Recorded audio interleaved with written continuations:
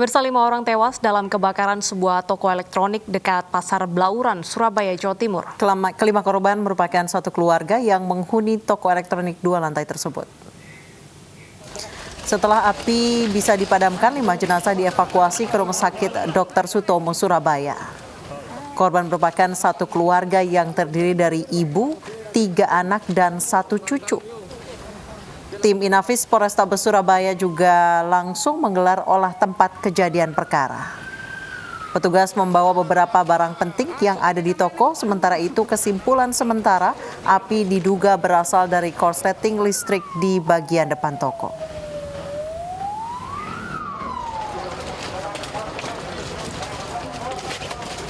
Ada 5 jenazah atau penghuni toko yang tidak dapat diselamatkan, yaitu 1 ibu umur 60 tahun, kemudian 3 anak dan 1 cucu. Ya, jadi korban jiwa ada 5 orang. Untuk asal api kita belum dapat menyimpulkan. Besok akan dilakukan pemeriksaan secara laboratorium forensik oleh Lapor Cabang Surabaya. Kebakaran pertama kali terlihat pada pukul 8 waktu Indonesia Barat. Tim pemadam kebakaran berjibaku karena terhalang pintu jeruji, sedangkan asap semakin menebal. 22 mobil pemadam dikerahkan termasuk Bronto Skylight 42 meter. Akibat peristiwa tersebut, beberapa toko sebelah terganggu dan ditutup sementara.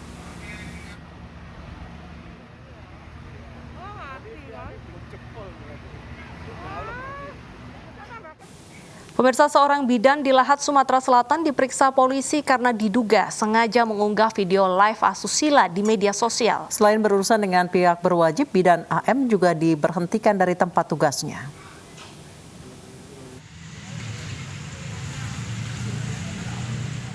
Bidan AM yang bertugas di Puskesmas Bandar Jaya menggegerkan Kabupaten Lahat karena berpose asusila saat live streaming di salah satu akun media sosial.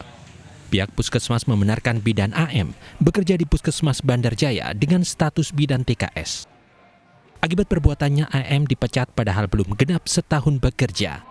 Kami tahu video tersebut beredar, kami langsung memberhentikan yang bersangkutan. Polisi telah menggali keterangan dari bidan AM untuk proses hukum lebih lanjut. Bersama tim melakukan olah TKP, kemudian kami memanggil saksi yang diduga ada dalam video tersebut, mengambil keterangan. Sebelumnya viral di media sosial 2 potongan video tak terpuji sang bidan yang mempertontonkan bagian tubuh demi meraup pundi-pundi rupiah. Dari Lahat, Sumatera Utara, Balaputra, iNews melaporkan. Pemirsa, polisi menggelar olah tempat kejadian perkara kasus suami bakar istri dan anak di Pekalongan, Jawa Tengah. Dari olah TKP diketahui tersangka menyiramkan bahan bakar Pertamax kepada korban saat sedang tertidur. Tim Laboratorium Forensik Polda Jawa Tengah menggelar olah TKP lanjutan di kediaman tersangka dan korban di Pekalongan, Jawa Tengah siang tadi. Polisi mengumpulkan barang bukti tambahan di lokasi. Dan selain itu polisi juga memeriksa rekaman kamera pengawas saat tersangka membeli bahan bakar Pertamax di SPBU untuk membakar istri dan anaknya. Diketahui tersangka menyiramkan bahan bakar Pertamax kepada korban saat sedang tidur.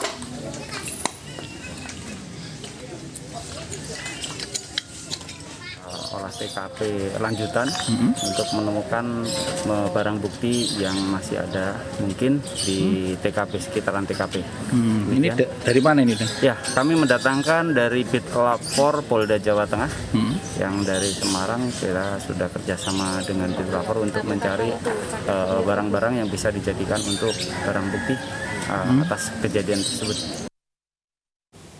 Sebelumnya tersangka tega membakar istri dan anaknya yang masih balita hingga tewas di Pekalongan, Jawa Tengah. Aksi ini dipicu pertengkaran antara tersangka dengan korban yang akan bercerai.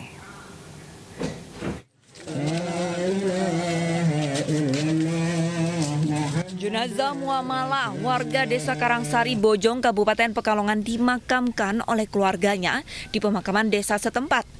Muamalah mengalami luka bakar 90% karena dibakar oleh suaminya sendiri, Amir. Tidak hanya istri, Amir juga turut membakar anaknya yang masih berusia 3 tahun saat sedang tidur. Amir tega membakar istri dan anaknya karena cekcok masalah rumah tangga. Amir dan Muamalah diduga akan bercerai dan berebut hak asuh anak. Ikut ngomong, Mir urusannya itu jangan begitu. Terus caranya tadinya saya terima kamu baik-baik, kalau mau lepas yang baik-baik. Jangan begitu, nggak bisa. Nah terus, ya, aku harus bawa anak saya, sedangkan anak saya dijunjungin aja, nggak mau. Takut kalau sama dia, orangnya serem. Keluarga korban mendapatkan bantuan dari BPBD Kabupaten Pekalongan. Polisi juga akan terus menyelidiki kasus ini serta memeriksa beberapa saksi.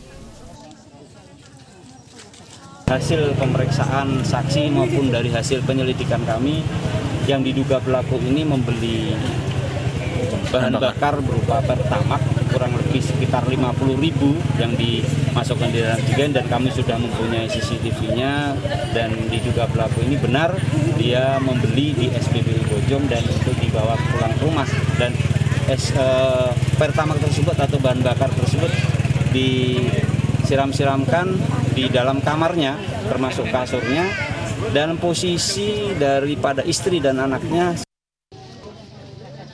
Pelaku Amir saat ini masih dalam kondisi kritis dan di rumah sakit karena mengalami luka bakar 80%. Dari Pekalongan, Jawa Tengah, Suryono Soekarno, iNews melaporkan.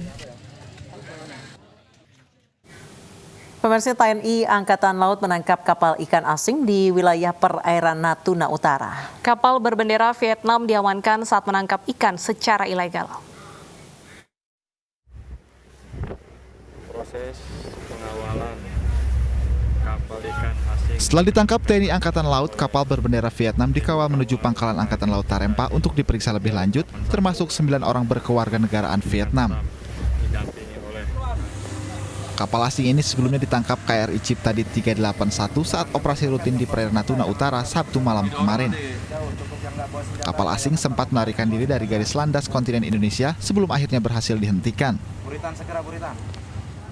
Setelah muatan kapal digeledah, petugas menemukan setengah ton ikan berbagai jenis hasil aktivitas illegal fishing. Menurut Panglima Komando Armada 1, ini merupakan kapal asing asal Vietnam kedua yang ditangkap dalam 1 pekan terakhir. Pencurian ikan di perairan Indonesia oleh nelayan asing sudah beberapa kali terjadi. Salah satunya saat petugas dari Kementerian Kelautan dan Perikanan menangkap nelayan asing di Laut Natuna Utara.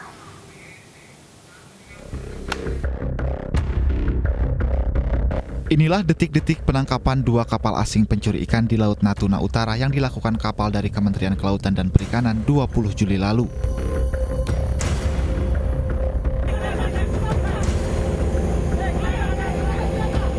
Tindakan tegas diambil setelah tembakan peringatan diabaikan. Kedua kapal asing justru berusaha kabur keluar dari wilayah perairan Indonesia.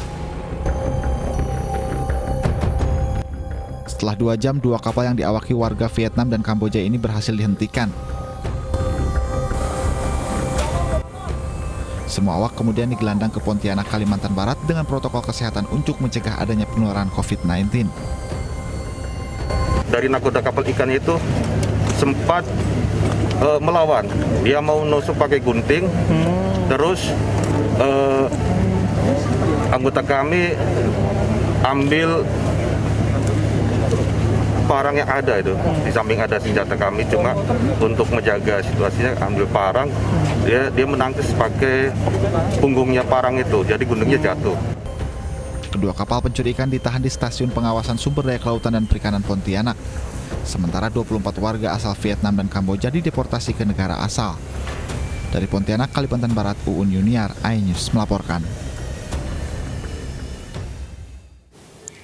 Sejumlah konser musik digelar di tengah pandemi COVID-19.